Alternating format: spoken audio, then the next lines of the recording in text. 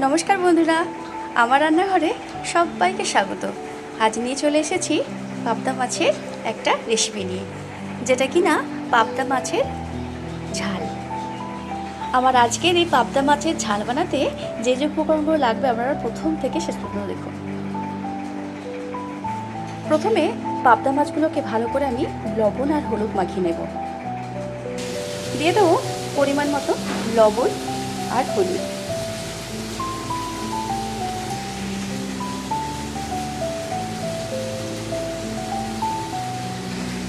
আর উপর থেকে দিয়ে দেবো সামান্য সরিষার তেল। ভালো করে আমি এটা ভেজে নেব। ভালো করে এটা আমি লবণ হলুদ আর তেল দিয়ে ভালো করে এটা আমি মাখিয়ে নেব।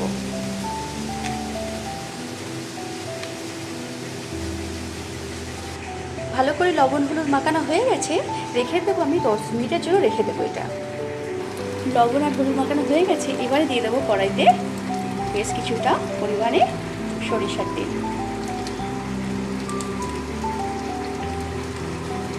10 মিনিট ম্যারিনেট করা হয়ে যাওয়ার পরে কড়াইতে দিয়ে দিয়েছি পরিমাণ মতো সরিষার তেল। তেলটা গরম হলে মাছগুলোকে সুন্দর করে ভেজে নেব।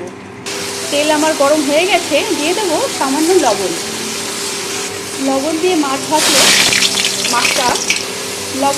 ভাজলে মাছটা ছিটকায় না বা তেলের কড়াইয়ের মধ্যে লেগে যায় না। এবারে মাছগুলোকে সুন্দর করে আমি ভেজে নেব।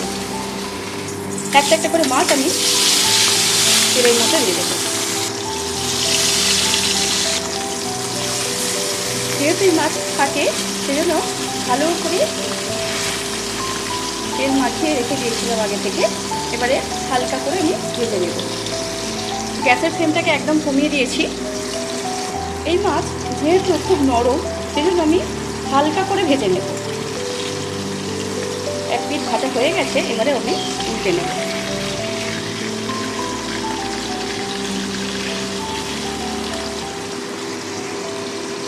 ততক্ষণ মাছটা ভাজা হোক। এবারে কিছু মশলা আমি পাবদা মাছের সঙ্গে ব্যবহার করব, সেগুলো দেবো। প্রথমে আমি সাদা কালো সর্ষে সামান্য লবণ দিয়ে বেটে রেখে দিয়েছিলাম। এটা আমি ভালো করে ছেঁকে নেব। এরকম একটা ছাঁকুনির সাহায্যে আমি ভালো করে ছেঁকে নেব। সামান্য জল আমি এতে দেব। এবারে এটা আমি ফেলে দেব। এদিকে পাবদা মাছগুলো আমার ভালো করে ভাজা হয়ে গেছে। আস্তে আস্তে করে আমি নামিয়ে নেব। খুব সাবধানে এই মাছগুলো করতে হয়। এবারে একটা একটা করে আমি মাছ তুলে নেব। বাকি তেলে এই মাছগুলো আমি ভেজে নেব। এবারে সর্ষে বাটার পেস্টটাকে ছেঁকে নিয়েছিলাম, তার মধ্যে দিয়ে দেবো সামান্য লবণ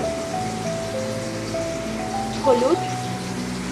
একে একে সমস্ত মশলা আমি মিশিয়ে নেব। রঙের জন্য দিয়ে দেবো কাশ্মীরি লাল লঙ্কার গুঁড়ো ছোটো চামচের 1 চামচ। ঝালের জন্য দিয়ে দেবো সামান্য লঙ্কার গুঁড়ো। আর দিয়ে দেবো 1 চামচ টক দই দিয়ে ভালো করে আমি এটা একটা মিহি পেস্ট বানাবো। এদিকে সমস্ত পাবদা মাছ আমার ভাজা হয়ে গেছে। এই তেলের মধ্যে দিয়ে দেবো সামান্য কালো জিরে, 4টে দিয়ে দেবো চেরা কাঁচা লঙ্কা। ভালো করে এটা আমি ভেজে নেব। দিয়ে দেবো একটা ছোট সাইজের টমেটো কুচি। সামান্য দিয়ে দেবো লবণ। যেহেতু লবণ আমি মাছে ভেজেছি, এই যে মিহি পেস্ট বানিয়েছি এতেও আমি লবণ দিয়ে, সেই জন্য লবণটা একটু বুঝে দিলে ভালো হয়। এবারে ভালো করে আমি এটা ভেজে নেব। টমেটো কালো জিরে কাঁচা লঙ্কা ভালো করে ভাজা হয়ে গেছে। এবারে আমি মিহি পেস্টটা দিয়ে দেবো। এটা আমি সুন্দর করে ভেজে রেখে দিয়েছিলাম। এবারে আমি মাছের মধ্যে ওই তেলের মধ্যে দিয়ে দেবো। এবারে সমস্ত কিছু মিহি পেস্ট বানানো দেওয়া হয়ে গেছে। এবারে আমি দিয়ে দেবো। এটা ভালো করে আমি করতে থাকবো। দেখুন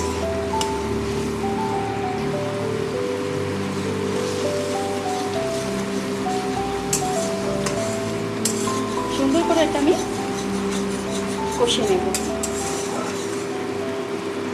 ততক্ষণ গরম জল আমি করে নেব।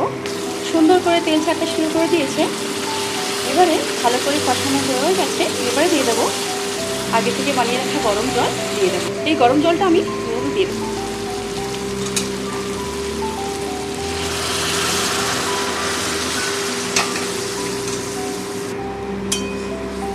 ভালো করে আমি গরম জলটার সাথে মিশিয়ে নেব। এবারে পাবদা মাছগুলো আমি ঝোলের মধ্যে দিয়ে দেবো। এবারে সব ঝোল আস্তে আস্তে আমি মাছগুলো ঝোলের মধ্যে ছেড়ে দেবো। ব্যালেন্সের জন্য দিয়ে দেবো সামান্য চিনি। চিনিটা আপনারা দিতে নাও পারেন, অনেকে চিনি খায় না। ভালো করে আমি এটা ফুটিয়ে নেব। আমার আজকে পাবদা মাছের ঝোল হয়ে গেছে। এবার আমি নামিয়ে নেব। এইভাবে পাবদা মাছের ঝোল বানাবেন, ভালো লাগবে। তাহলে দেখে নিলেন কত সহজে পাবদা মাছের পাতলা ঝোল সুস্বাদু স্বাদের হয়ে গেল। আমার আজকের এই পাবদা মাছের পাতলা ঝোল যদি আপনাদের ভালো লাগে কমেন্ট বক্সে কমেন্ট করবেন, পাশে থাকবেন আর আমার চ্যানেলটিকে সাবস্ক্রাইব করবেন, বন্ধুদের শেয়ার করবেন। ভালো খান, সুস্থ থাকুন। ততক্ষণের জন্য ধন্যবাদ, নমস্কার, টাটা। দেখা হচ্ছে পরের কোনো রান্নায়। ধন্যবাদ।